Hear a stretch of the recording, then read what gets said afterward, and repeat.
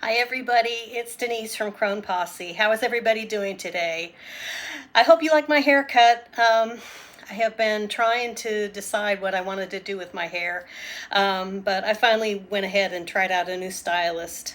And it was somebody that lives in my neighborhood for many years. So we knew a lot of the same people and remembered locations. And it's just so fun. He was very, very funny and a very good storyteller. And I really need the laughs. Tell you that I had decided on Monday that I was going to start sending out resumes because being threatened constantly and feeling like I need to go back to work. I need to find a job in case my Social Security goes away. Resumes Monday. And to my surprise, within minutes, I'm serious, minutes after sending out a resume, I got a request for an interview within a couple days. So, scheduled interview. Then another hour passed, and I got a telephone interview. And then from that, I got a in-person interview for the following day.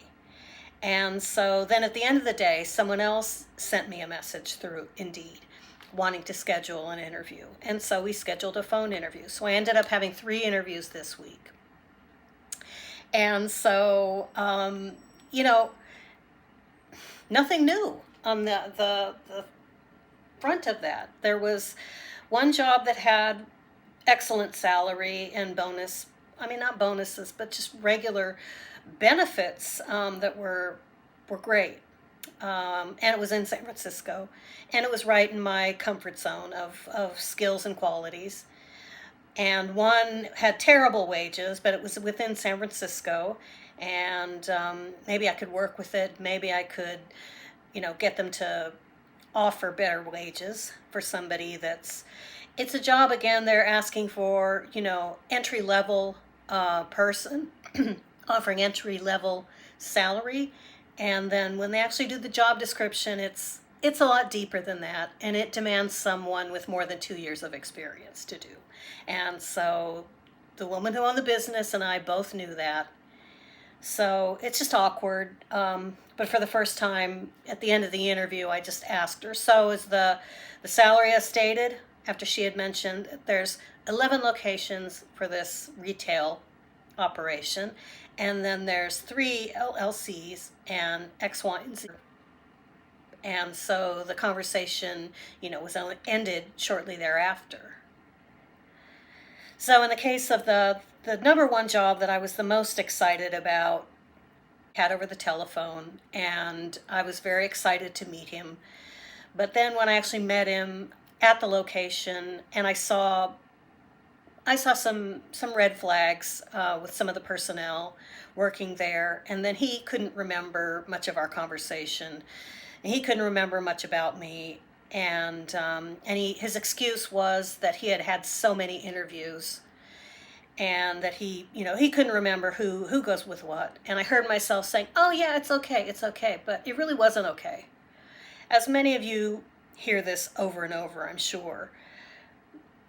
I've had that be my reality, and I've used that as an excuse. And it's actually been true sometimes because I'm having many interviews or second interviews with people, and I can't remember, details about the business. But I can tell there's irritation on the other end coming from the manager.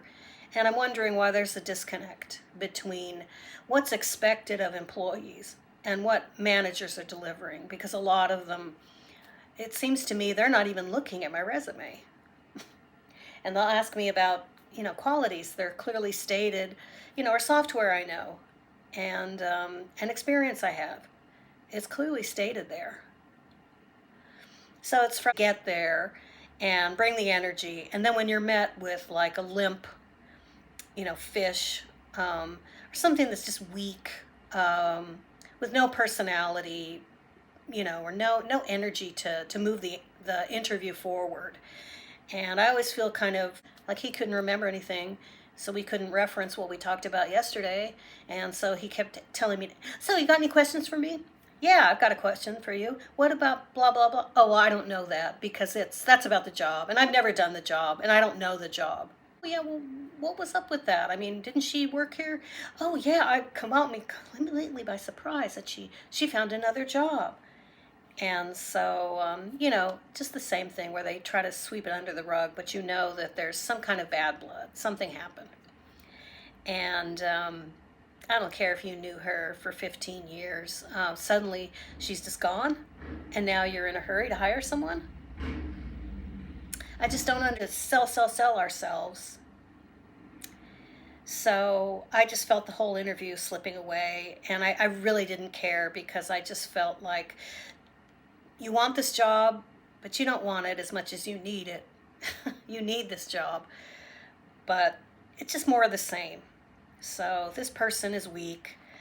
This person is a yes man. He doesn't have a spine. You do not want to work here. You do not want to work for this person because he won't have your back ever. He doesn't have the power. He doesn't have the energy. He's just going to take your energy.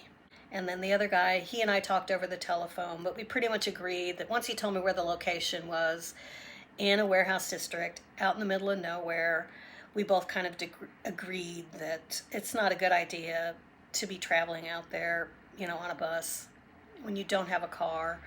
It's not safe, and don't take your safety for granted. So that's all I'm wanting to say in this post, is that I hear all of you that are out there, and you people that are, awesome, awesome employees and workers, and you're being treated like crap and you're taken advantage of. And you have so much to offer. You have so much to offer the world. And may you find what you seek. May you be treated well. May you know peace. May you know love wherever and however you are. Remember that you are loved and you are worth it. So with that being said, I'll make another post a little bit later this weekend, just because I want to share some more of how I'm feeling about all of this. Okay? Much love to you all. Have a wonderful and safe evening. Take care. Mwah.